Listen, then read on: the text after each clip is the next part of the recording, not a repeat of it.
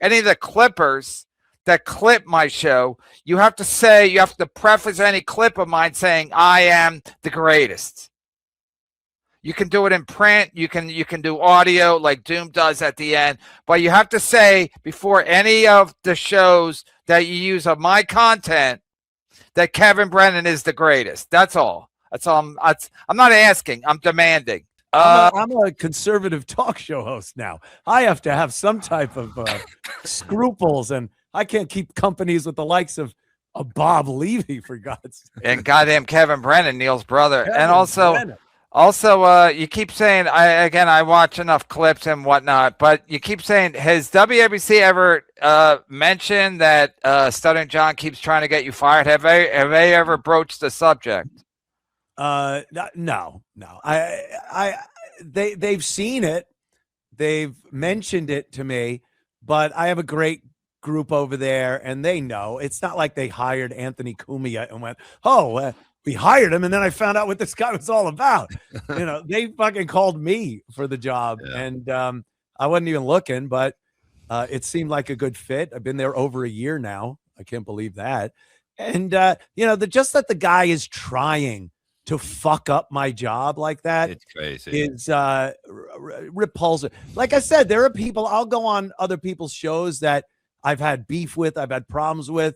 We're doing it right now, as a matter of fact. But John is just the lowest motherfucker in this whole goddamn, as he calls it, a shit verse. He is the epicenter piece of shit in this whole shit sandwich. All right, I'll put this up, but I'll just put it up. Ann acting like Carmack needs to just bully Felicia. Easier said than done. Not everyone dates 12-year-olds, Ann. Oh my God! Look at this. Now we're opening up everyone for a loss. No, he's been asking for one. He's been asking for one from everyone. It's been a joke for fucking ever. My entire radio career, it was Jimmy with the cheese, Anthony's with the underage girls, Opie, but every comic and everything, we all had the gimmick. And it was based, on the fact that Jimmy wasn't it. I was dating and going out with girls that were of age, but they certainly were younger than I was.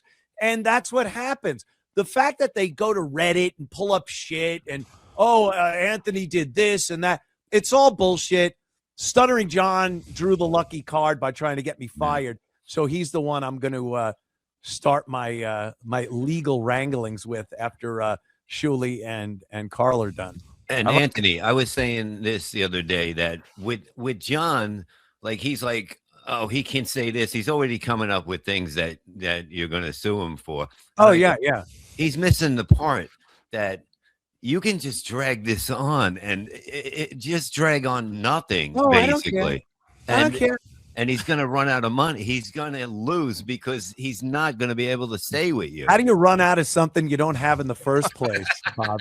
That motherfucker is brokety broke. You just got to hope at some point he represents himself. That's what I really want to see. I think that's what everyone wants to see. Oh, man. Is that jackass in his brother's ill-fitting suit trying to represent himself in front of a jury of his peers. And what did you think about Karen, Stuttering John's old manager?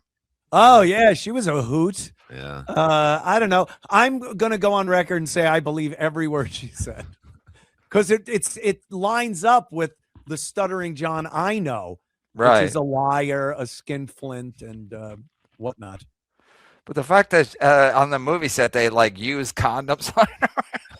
And John doesn't deny it. He just says they weren't my condoms.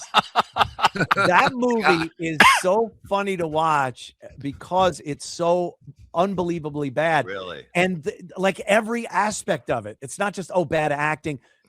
The set design. It was in one warehouse that was used to shoot porn or some type of swingers club. Swingers, yeah. And there were condoms lying around. Isn't there an advanced crew that goes in with maybe a broom and sweeps the fucking place before they start putting the set up? We got to watch that, Kevin, on Rumble. Yeah, I was gonna watch it. I watched like the first 15 minutes, and I'm like, I should watch this, but then I'd have to watch the whole thing. I'd lose my mind. Cumia country. I got to send my Scar, goon now that Anthony's single, would you go on a date with him? You're single? No, I'm not. That's what John said. John said because me and Missy aren't seen out a lot. First of all, we're not in New York anymore. That we must have broken up. He tried to get that rumor going, but no, I'm not. I'm not single, of course. Many years ago, during my insane days, I probably, if she would have agreed, probably would have been one of those, hey, yeah, let's go out for a drink or something. But watching it now, I'm just exhausted even watching Scarlett and these various gentlemen and the shenanigans that go on. So, and a big day for Missy coming up in 12 days. Yes, a big day. John constantly says how Missy celebrates Adolf's birthday, but but you think the parade is out of line that she's doing this year? It's a big day. He thinks you're gonna lose your job because your girlfriend wish Hitler a happy birthday. yeah, on social media. It's so idiotic. He's such a fucking maroon. Maybe if they would have seen the decorations and cake we do here every year, but not just for social media. And you guys are both having the mustache working. Oh, yeah. Well, you can't do it without the mustache. That would be silly. No, Gino is always welcome. KB, how does WATP have double the viewers now? I call bullshit. I don't really care about the, I know it sounds like everybody else, but like my show makes money. So again, if I don't have the viewers that other shows have, it's like, the proof is in the pudding, even though it's a stupid expression. The proof is in the pudding. My show makes money. We're literally laundering money here. Yeah. So why would I care about live views? I can't launder live views, can I? You know how I know how much money you make? I hear it from John Melendez, who says he doesn't care how much money you make, but somehow he knows to the penny how much money that Kevin Brennan is making. That's what he always says when he can't pay guests. He's like, I'm not making Brennan money, so I can't pay anyone. It's like, is that a brag? Is that for him? It is something to say. Like, I don't pay people. That's why you get the fucking quality of guest you get. The same 3 jackasses every fucking night. $2 Dan, that ghoul, and now Yuzi, one of Bob's proteges. Yuzi. There we go. Yeah, somehow unbelievable. Anthony, forget explaining anything to KB. He dumb. You don't even know. That's what John would go. You don't even know how to say it. It's supposed to be he's dumb. John thinks it's a win if he corrects people's grammar. What a fucking hack. He dumb. How much is KB paying you? $100. I'm paying him $100. It's always payback is a bitch. And I will pay him $100. I'll be proudly paying him $100. Send it to my favorite charity, the lawsuit against Shuli and Carl. Oh, yeah, he's got. I heard today. What do they have? 35,000 in that now? Yeah, or John 45? has like $100 and something. He set up a GoFundMe for his legal fees, but he said he doesn't pay his lawyer. He gets him to work pro bono. I get my lawyers Sonny Bono. So he says he doesn't pay them, but why then do you need fucking people to send you money? And he professes to be rich. He says he gets all these pensions from the Writers Guild and everything. He's a bum. And he should have the insurance from there too, actually. Oh, yeah. The insurance that he didn't have. Yeah. I gave him my insurance card. Yeah. The card doesn't mean anything unless you actually pay the premium. Right. I see that all the time on those videos where the cops pull black women over and they're like, license, Reggie, and insurance. I got insurance. And it's like, oh no, you had insurance 3 fucking years ago. Right. A piece of paper don't mean shit, honey. And plus, like you pointed out last night, he's got an anti-slap, but that, first of all, it's not applicable in South Carolina. And second of all, it's only if you spend a lot of money on attorney fees that you get it back. But he's not even going to pay his attorney. He makes it sound like anti-slap means that if you win the case or it's dismissed or something, you get a boatload of money.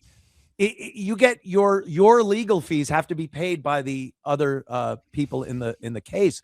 And he says he hasn't had to pay any money. So a slap would be nothing. But that's typical. He doesn't pay gas. He doesn't pay his lawyer. You know, he needed anti-slap. Gino Bisconte with Pat Dixon. He didn't need the anti-slap. Oh, that would have been good if he had an anti-slap card. And that would have, well, what am I going to do about this? You pulled out the anti-slap. I can't slap him. Yeah, you knew. Scarlett, you knew John was retarded when you first talked to him, right? Well, can you guys hear me okay? Because I'm using a headphone. Yeah. The audio's bad? Okay. A simple I'm yes not or using no. headphones. It's better now? Perfect. Yeah. He wants to know if John's a retard. Better. It's better now. You knew the first time you talked to him that he's I heard his retarded. question. I just had one headphone working. Yeah. Because I'm You just not knew he was a retard. I know because he got all mad that you called him retarded because he's retarded. Oh, yeah. So I apologized to him for that. See, I was I think I was drunk. At the time, and I was talking to KB, and You're more truthful. it was nothing. He got upset about it. You know, he reached out. Well, you know, you're not supposed to call a real retard retarded. Yeah. All right. Well, I mean, the real reason why Stuttering John ever reached out to me was probably because I was defending OCD when I called into Dr. Steve on Bedabbler. Let me and when I clue called you in, Scarlett. to Dr. Steve about Bedabbler, they said OCD's not a real thing. I'll clue you in a little something about dudes and things, and you probably know this already. John got in touch with you because he wanted to fuck you. That's it. Yeah. John is not a nice guy. He's not being charitable. He was, and I'm not saying you don't have any lovely qualities that a man would want besides sexual intercourse. But John himself, all John wanted was to fuck you. That's and the same goes for Nick Ricotta. Why do you think Chad was being so concerned? I'm just trying to help this girl. If you weighed 300 pounds and had cystic acne when they were a teen and gray teeth, I don't think Chad Zumach or Stuttering John would be chomping at the bit to help you. I thought Pakistan was funny. It was funny, but what do you want me to do? You want to fuck you? You want this? No, Pakistan's funny. The other thing, what did it say on the back of John's the thing he read at Rodney's? It said like, what was it? About you? Yeah, it was like I can't remember what it said, but it involved like Pocky or something, and it was funny. On the back of the paper. Well, first of all, on the back of the paper. Documentary. Documentary. Yeah, documentary. That's funny. He didn't write it. I guarantee. No, I guarantee nothing funny was written by Stuttering John ever. But I do have to say, I said it right after it happened. I said, you gave him a classy introduction when you brought him up. You said, listen to him, don't heckle him. And the fact that people are saying, Cumia ruined it by saying, no, you gave him a great introduction. You gave him a great intro. I told everyone, chill. And everybody was there kind of to see you. And so you're basically telling all your fans, just give him a chance, you know? If he would, I guarantee it, he insists no. His lapdog insists no. But if he would have just done that 30-year-old fucking act that he does, everyone knows the punchlines. They would have been yelling him out like when Dice does his rhymes and they all know the end of the rhymes. He'd have gotten cheers. People would have cheered those jokes. And he thought it was better to sit there for 8 minutes and get me with something I've spoken about for a decade already. It was the worst possible thing he could have done to try to pull himself up in that situation. He left defeated, crying by some accounts, and being booed off the stage, fucking the club thoroughly by not letting them drop checks. So, and he takes it as a win. I don't know how delusional you have to be amazing. To fucking try to get a win out of that, but it's John. What do you expect? People would have really, like, some people would have been like, I respect for what he did trying to do his comedy, you know? Right. Yes. Definitely. Like, I would have been like, look, we were there to have a good time. We weren't there to heckle him or anything like that. Like, every act had an opportunity. Every act just didn't bring it, except for Gino, you know? Gino was the only one that had a good set. Everybody else just did mundane shit, like real right. You got to step it up. You know what I mean? You can win that crowd over easily. It's a fucking sold out crowd. We handed him something he's never seen and will never see again. A sold out fucking club. I think he's doing something in New York this weekend. I guarantee you will see pictures of the club. There'll be 10 motherfuckers in there looking bored. Next week he's next Thursday. I guess he's at the comic strip. There'll be nobody there next week. Yeah, no one will be there. Since you haven't read my last two, I'm generously curious on how pressing Ann on taking a 17-year-old to prom is nefarious. It wasn't. She wasn't 17. She was 18. I can say she was 13. Every girl I ever went out with was of age, and there was no duress or forcing of people to go out with me. We had great times, a lot of fun, and I don't regret anything. And it wasn't illegal. It wasn't nefarious. It was funny. It was funny as material for the show to go on the next day and go, yeah, I went to the prom yesterday. Just a funny fucking thing to do that kind of was indicative of my reputation. Yeah, even if you guys obviously have producers and stuff, but you're still looking for content where you can find it. You know what I mean? Yeah, it's what it was. Another one of my girlfriends got she injured herself. It wasn't me, I swear. I didn't bite her. And I took her to the hospital, and they pointed us toward the pediatric ward. And I thought she was 18. And I thought it was hilarious to come on the show the next day and go, yeah, I took her to the hospital. There were like paintings of cartoon characters on the wall. And it's like, that's funny shit. That's not so people could go, oh, look at this guy. Right. You could call me a creep. You could think I'm a creep, but it doesn't fit into the parameters of thing children, you motherfuckers. And if you want to say it, you best have some proof, because John's going to find out. Lickety split. Anthony, is KB an angry drunkard because he's 69 years old and hates himself? I'm not even angry, and I'm not even a drunkard. I don't even drink that much anymore. Yeah, I don't see you putting him down like the wonderful Melendez every night. Monday night. Imagine a Monday night and you're slurring, falling down, fucking drunk. That is an alky. And then yesterday he was drinking and he's got surgery in the morning. It's like, what the fuck is wrong with you? Yeah, it thins the blood. He's already on blood thinners from his stroke. I mean, and there he is pounding beverages before they're going to cut into him. Smart move. Smart fucking move. And then he was comparing it to when everybody was at Rodney's that night. Everybody was drinking beers. It's like, yeah, but we weren't drinking 14, and we don't drink 14 every day like you. And we don't drink 14 beers before we're having surgery the next day. He's one of these alcoholics that think he's not because it's only beer.